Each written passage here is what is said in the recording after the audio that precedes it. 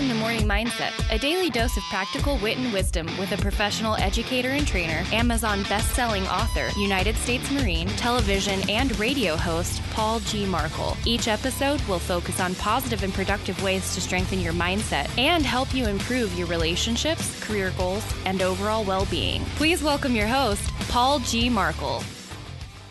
Hello and welcome back to Morning Mindset. I am your host, Paul Markel, as I've said previously, but I know that every once in a while someone will pop in here right in the middle and they're brand new. They might see the topic and think, I'm going to give that a listen. So if you are brand new, congratulations. I'm glad you're here. Take a moment to close the hole under your nose and open up both your ears and listen louder, as I've said many times before. We're going to continue with the Morning Mindset book study. Morning Mindset, a 30-day plan for a more positive and productive life, written by yours truly, Paul G. Markel, and available on Amazon as a paperback, on Kindle for your phone or tablet, and of course, if you go to morningmindsetpodcast.com, you can follow the links and order yourself a signed copy of the book if you so desire. We're moving on with our book study, and we are on section number 20. That's right, we're 2/3 of the way through the book now. You're welcome. How cool is that? Today's topic is quiet time is meditation.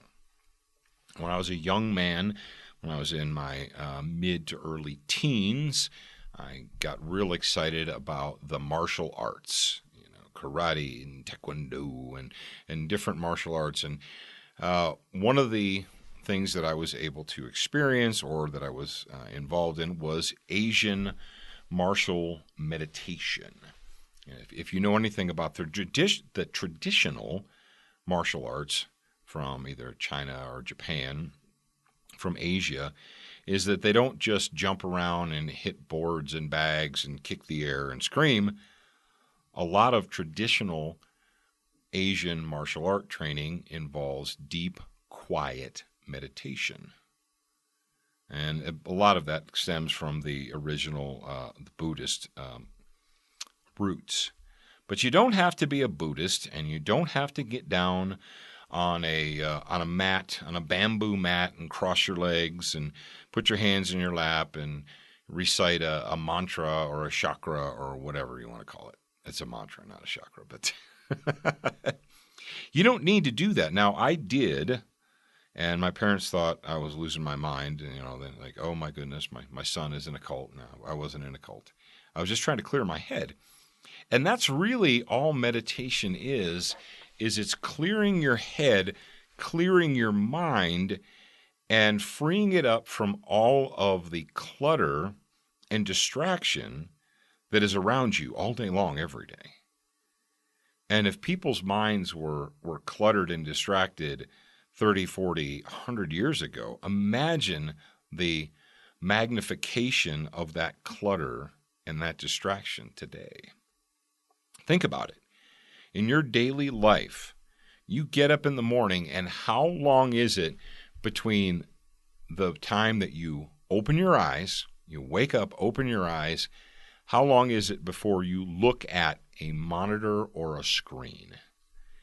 How long is it before you see something that is potentially distracting or annoying or that demands your attention? How many of you, be honest with yourselves, wake up, sit up in bed, and before you even get up and go brush your teeth, you have your phone or your tablet in your hand and you're looking at incoming emails that have come in while you're asleep? Something is already demanding your attention. Before you've even had a cup of coffee, you're distracted. You have demands on your mental attention. Every single day, we have devices, gadgets, screens, monitors that demand our attention, that are either an annoyance, or they're a distraction, or they are something that cannot be ignored because you're like, oh, Paul, you don't understand. I got to get those emails answered. I got to get it done, and it has to be done before I even start my day. And I get that. I get it.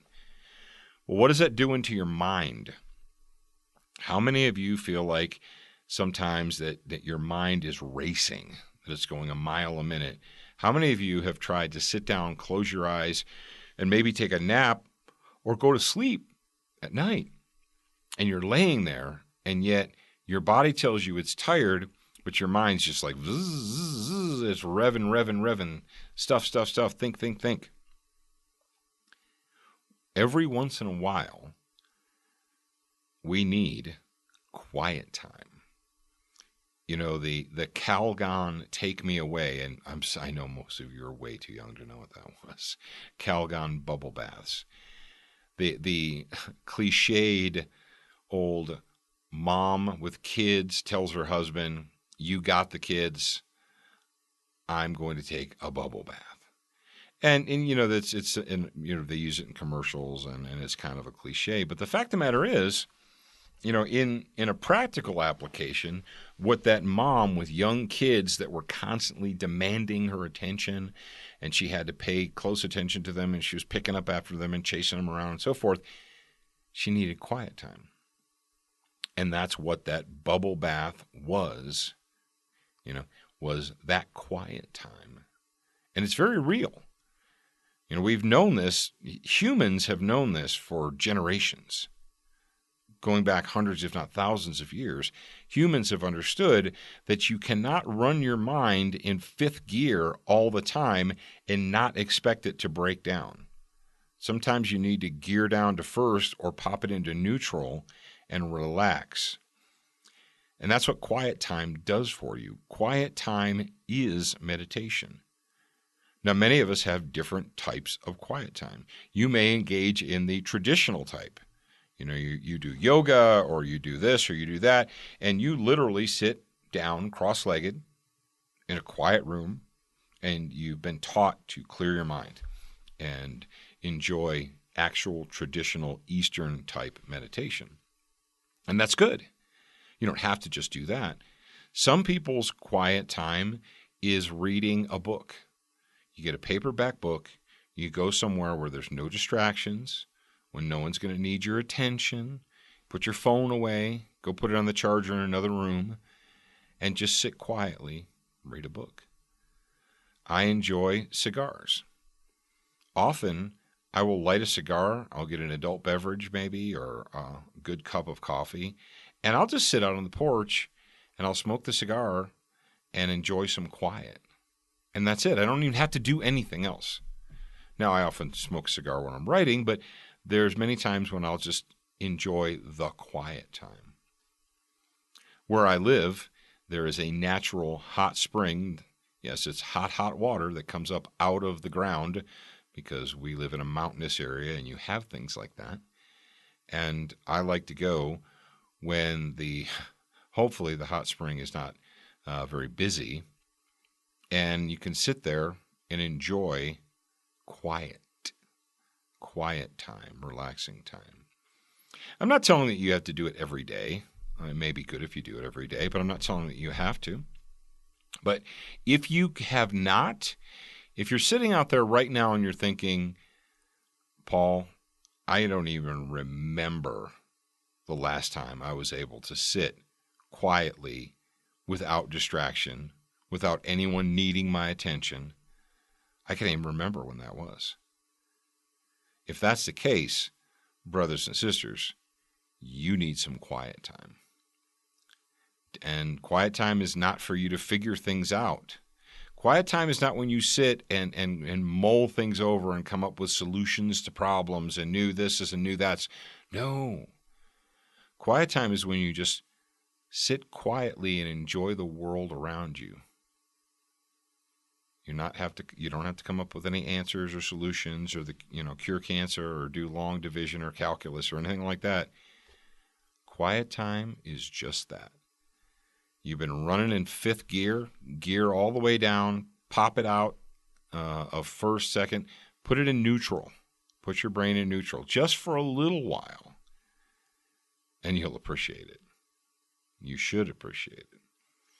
All right, ladies and gentlemen, I'm going to leave you, but fear not, I will be back again very soon. I am your host, Paul Markel, and I'm looking forward to chatting with you again real soon. Thank you for spending time with us today. To get show notes, submit a topic request, and for more from your host, Paul G. Markel, visit morningmindsetpodcast.com. That's morningmindsetpodcast.com. Please leave a review for this podcast on your favorite podcast player. We appreciate your time and effort, and we look forward to reading your honest feedback.